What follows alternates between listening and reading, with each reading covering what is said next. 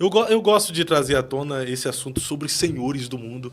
Eu acho que se as pessoas tiverem, de fato, essa ideia de que esse mundo está sendo governado por pessoas também, as pessoas estariam mais com a sua visão espiritual aberta, em saber que o mundo político está sendo governado por pessoas, religião está sendo governado por senhores do mundo. E se nós não tivermos cuidado, nós iremos fazer parte de um sistema de forma inconsciente, né? E agora você tocou numa chave aí, né? Então, assim, é muito fácil entender. Vamos primeiro para os senhores do mundo, né? O que o diabo ofereceu para Jesus? Todos os reinos. Todos os reinos da terra, né? E glória dessa terra. Eu digo lá que na reunião da Baviera, lá que surge o iluminismo, né? 1760 ou 780, que foi os francos maçons, né? Que surgiu o iluminismo, que veio os Illuminati e tal. O que o diabo ofereceu para eles? O que ele ofereceu para Jesus. Porque quando Jesus teve a terra, o que Jesus disse para Pilatos? Meu reino não é daqui. Se meu reino fosse desse mundo, havia uma guerra e me tirariam daqui. Eu não sou daqui. Né? Ele veio para cumprir a profecia e levar o homem para o original. Nós pertencemos a Deus. Religar o homem a Deus. Tudo aqui na terra é passageiro e vaidade. O que é eterno é o que Jesus implantou em nós, a eternidade. Então, Fábio, a gente tem que analisar essa questão que se Jesus rejeitou, homens aceitam. E eles aceitam dentro de um princípio, né? De obedecer mesmo às ordens do Senhor das Trevas.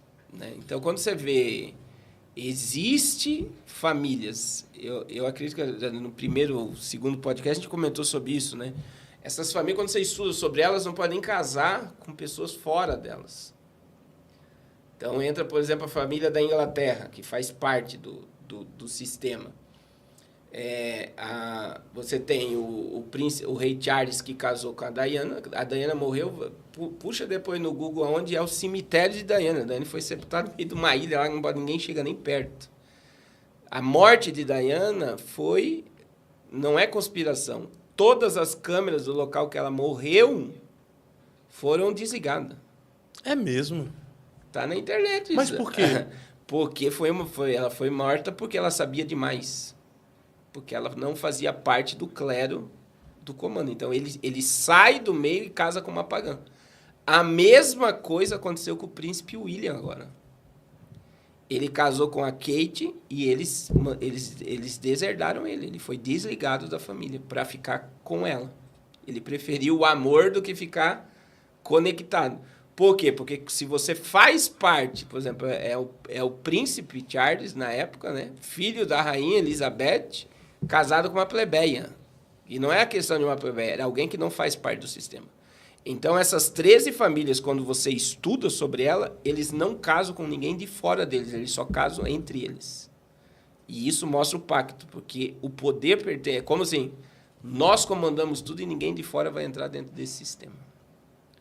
Então, isso não é teoria. Isso é uma realidade que você vê em 2 exemplos que eu dei agora. Sim. Sim. Você vê a morte da Diana foi porque sabia demais e foi morta. Vou entrar em um assunto pesado agora. A maçonaria, que aqui no Brasil é bastante conhecido, tem alguma coisa a ver com isso?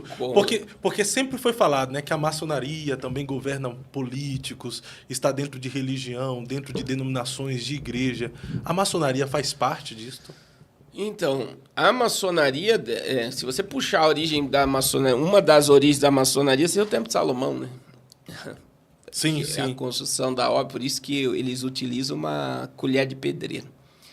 Daí você vê que as sociedades secretas, elas sempre existiram, né? E uma das sociedades secretas é a maçonaria, né? Nós temos Rosa Cruz, nós temos os Cavaleiros Templários, que são mais pesadas do que a própria maçonaria. Então, existem as sociedades secretas e existe a maçonaria, por exemplo.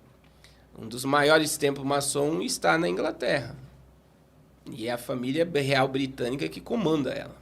Então, existe um comando da maçonaria. E dentro da maçonaria existe a maçonaria vermelha, que seria de esquerda, e a maçonaria azul. Que seria de direita? De direita e esquerda. Então estão juntos. Só são braços, né? São braços. Braços de... Ó, isso aqui monta um corpo, né? Braço direito e braço esquerdo, né? Tipo assim, vamos abraçar todos dentro dessa sociedade secreta. E por que a maçonaria é algo que não... Por exemplo, na minha visão, um pastor maçom jamais deveria ser chamado de pastor.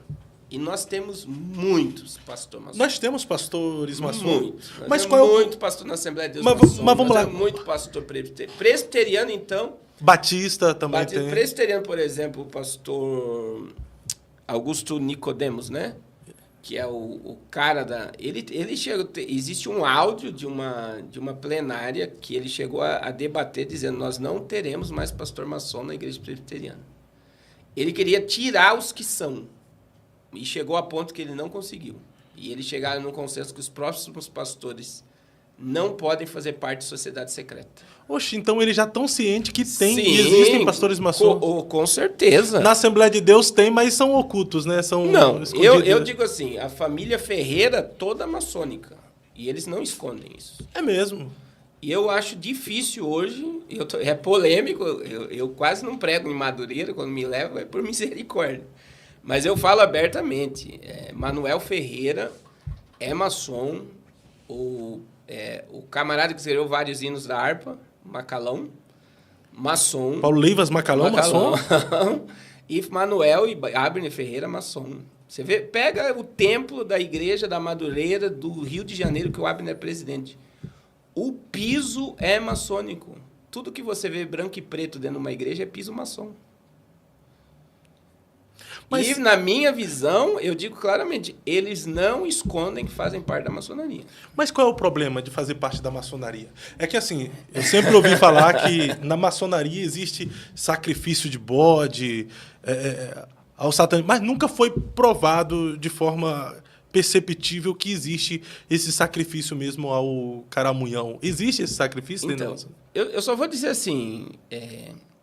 A gente é das trevas ou da luz? Somos da luz. Da luz. Então, por exemplo, primeiro passo de iniciação da maçonaria hoje. Imagine que está aqui o nosso mesário aqui, ele é o grau-mestre, ou o guardião do templo. Você vai entrar para a maçonaria hoje. Você vai entrar com uma venda nos olhos, vai vir dois camaradas, é um ritual, eles vão bater na porta. E aí o líder do local vai dizer quem é que bate na porta. Aí a fala do lado de fora é um filho das trevas querendo entrar na luz. Isso é a iniciação da maçonaria. Na minha visão, um pastor dizendo que ele está nas trevas e quer entrar na luz, ele negou a salvação dele. A não ser que lá dentro ele tenha uma nova revelação do Cristo, né? Já começa por aí. Aí lá ele vai fazer um pacto de fidelidade que ele não pode falar nada que acontece lá dentro. Então, veja bem, a Bíblia diz, Efésios 5:11, né? Não se comuniquem, 10 e 11, com as obras infrutíferas das trevas, porque tudo que eles fazem ocultos é maligno, é profano. E a Bíblia diz, nós como filhos da luz devemos condenar. Na luz não existe escuridão. Não existe nada oculto. Então, se eu preciso, por exemplo, coisas que minha família não pode saber, que meu pastor não pode saber, que coisa não pode saber, tudo que é a palavra satanismo. Vai lá no dicionário e coloca satanismo. O que é satanismo? Tudo que é feito em oculto. E a maçonaria é feito na luz ou é no oculto? Já vem a palavra ocultismo, né? Então é satanismo. Maçonaria é satanismo. A gente tem hoje, por exemplo, um camarada que saiu da maçonaria, que é o apóstolo da Sara Nossa Terra. Você sabia disso? Ele é um dos fundadores, o nome dele? O coach. Sim. Poderosíssimo. E tá aí, saiu na Veja, Folha de São Paulo, abriu mão do pastoreio por se tornar grau-mestre. Aí as pessoas ainda dizem, grau-mestre, por exemplo, o Mourão, vice-presidente da República do JB, ele era agora grau 20 alguma coisa, eu acho, quando ele assumiu, e jogaram ele para grau-mestre. Olha o poder dele, vice-presidente da República. Então, a maçonaria iria se beneficiar daquilo. Então, eles soltaram ele lá para cima e deram o título de grau-mestre. Agora, o camarada, para se tornar o grau-mestre na maçonaria, Eu não acredito que ele chega lá em menos de 20 a 30 anos. Mas após o grau-mestre tem mais? Não. Aí ele já tem acesso mesmo. Daí é o pacto mesmo. Lá em cima já é pacto, grau 33. O JB, o número 1, o capitão. Uma época saiu uma foto que rodou todo o Brasil. Toda a política, ela tá ligada à maçonaria. Toda a política. E ele sabe como é que funciona. Agora, eu não... mas é perigoso. Eu nunca vi ele falando mal, né? Pastor, mas é perigoso, tipo, se realmente o camarada entrou dentro da maçonaria e ficou nos púlpitos das igrejas, aí é... Mas... E aí, mas vamos entrar nessa questão, Fábio. Por exemplo, imagine um camarada... Vamos pegar esse pastor da Sara Nossa Terra para nós... E a maçonaria, por exemplo, você chega em Washington, D.C., eu fui lá. Tá lá o obelisco, que é o órgão genital de Baal. Foi o monumento mais alto dos Estados Unidos, o primeiro monumento mais alto da América.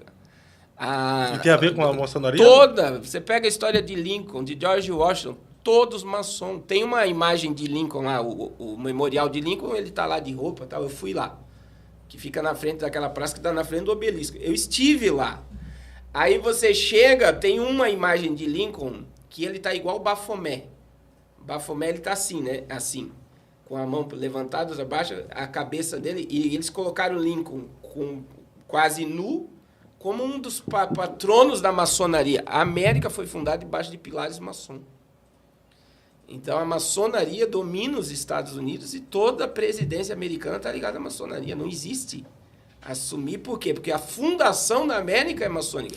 Ou se você puxar Washington, ela tem pentagrama, sexagrama, todos os monumentos dos Estados Unidos, ali em volta de Washington, D.C., que é a capital da América, é maçônica. Então não seria leviano e nem sensacionalismo dizer que a maçonaria é um braço desses senhores do mundo, então?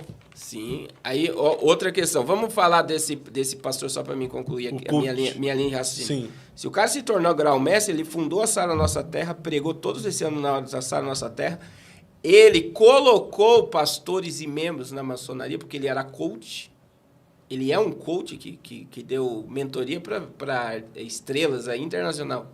Quer dizer, e estava no púlpito. E olha o que é a Sara Nossa Terra. A Sara Nossa Terra é uma potência. É uma potência, não podemos dizer. Ela tem emissora de TV, tem emissora de rádio, tem megas templos no Brasil inteiro. Então, assim, a gente não pode fechar os olhos para uma realidade que é muito real a maçonaria. Então, a maçonaria ela envolve política e religião desde que o mundo é mundo. Então, existem igrejas, denominações que estão sendo dominadas também e gerenciadas por maçons? Com certeza. Eu tive o triste, né? Eu fui indicado para pregar em Barretos, interior de São Paulo. E eu fui um estudo sexta e sábado. Aí, domingo, minha esposa pregaria, eu iria pregar em outra igreja. Questão de agenda, né? Sim. Aí eu fui lá, primeiro dia que eu dei o estudo. E do nada, eu estava falando do Apocalipse e entrei na maçonaria. E comecei a falar mal da maçonaria. Aí eu já vi que o tratamento mudou. Da forma que eu cheguei, começaram a me tratar mal. Aí eu tinha um valor de oferta lá, que ele iria me dar, o pastor, né? Por 2 dias de ministração, e a minha esposa iria pregar. Resumindo, o pastor me deu por 3 noites lá pregando R$300 no domingo à noite, e ele nem foi lá se despedir de mim. Aí na segunda-feira, o pastor que me indicou para pregar lá falou: rapaz, o que você fez lá? Eu falei: eu fiz o quê? Rapaz, o pastor é maçom. E você foi falar mal da maçonaria. Então essa é uma realidade. É uma realidade. Eu acabei com a igreja, entre aspas, né, mostrando porque o povo sabia que ele era maçom. Então, assim, hoje eles estão em todos os lugares. Mas e uma igreja que é pastoreada por um pastor maçom? O povo acaba sendo inocente? Se não sabe, é inocente. Se não sabe, ele é inocente, né? E eu digo assim, inocente de não conhecer. E essa igreja, o pastor é maçom, ela pode ter batismo no Espírito Santo, pode ter cura, pode ter salvação, porque não é o pastor que faz essas coisas, né? É Jesus e a palavra. Né? É a mesma coisa um pregador pregar em pecado. Pode o céu descer e acontecer coisas sobrenaturais. Sim. Que é a palavra. O dom não salva. né? Ô, pastor, mas tem gente, tipo, que é ignorante a respeito da maçonaria. Tem gente que acha que é só uma organização filantrópica, que é uma loja que ajuda as pessoas a construir, a crescerem financeiramente. Há quem diz por aí que quando você é convidado para entrar e você tem um projeto, eles ajudam, Eles têm banco. eles injetam. Eles têm banco. A lá Congregação Cristã no Brasil, né, quando tem noivos ali que vão casar, a igreja toda se organiza para dar casa, os imóveis, enxoval para o casal. Ou seja, diz que dentro da maçonaria faz isso. Então, às vezes as pessoas ficam ignorantes concernente à maçonaria porque não sabem do lado ocultista, né? Sim, a gente... Imagine, Fábio, você vende podcast e eu sou um produtor. Se eu fosse produtor e você é o dono do podcast, se nós fôssemos maçom na mesma loja, por exemplo, eu só vou produzir, você só vai me contratar e eu só contrato você. E não tem. E não sei... daí tem o cara que grava, não sei que o cara é maçom. Só ele que vai trabalhar. Então, assim, eles se fecham entre eles e fortalecem um outro. E só que, assim... Hoje a maçonaria no Brasil ela está bagunçada. Que, por exemplo, eles estão convidando abertamente venha para a maçonaria. Isso não acontecia. Tá convidando qualquer um, né? Antes era seletivo, né? E muito.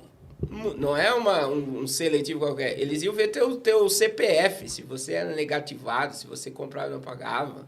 Porque eles não chamam pessoas que não têm caráter para fazer parte da maçonaria. Hoje está aberto. Você está entendendo? Mas por que eles abriram assim? Por afastamento de muita gente, talvez não conseguir a influência que quer, mas abriram assim, não é todos os locais, tá? Mas existem algumas lojas que já tá bagunçado. E é os próprios maçons que falam isso, né? Que existia um grupo, por exemplo, eles pesquisavam a vida da pessoa. O meu irmão, ele é empresário em Joinville. Ele servia, né? Ele trabalha com eventos e servia os maçons no Hotel Prince, no centro de Joinville. E aí um dia um maçom chegou para ele, cara, teu nome nunca foi sujo. Você é uma pessoa boa, uma pessoa trabalhadora, você já é maçom. Ó. Imagina. Ele me ligou na hora, quer dizer, e ele ficou assustado, falou, como é que ele sabe da minha vida? Já deu uma pesquisada. Ele já pesquisa a vida da pessoa. Então existia uma seleção para entrar. Ô, pastor, agora o senhor como... E aí entra, o que o diabo ofereceu para Jesus? Poder, praticamente. E o que a maçonaria oferece para a pessoa? Poder. Poder.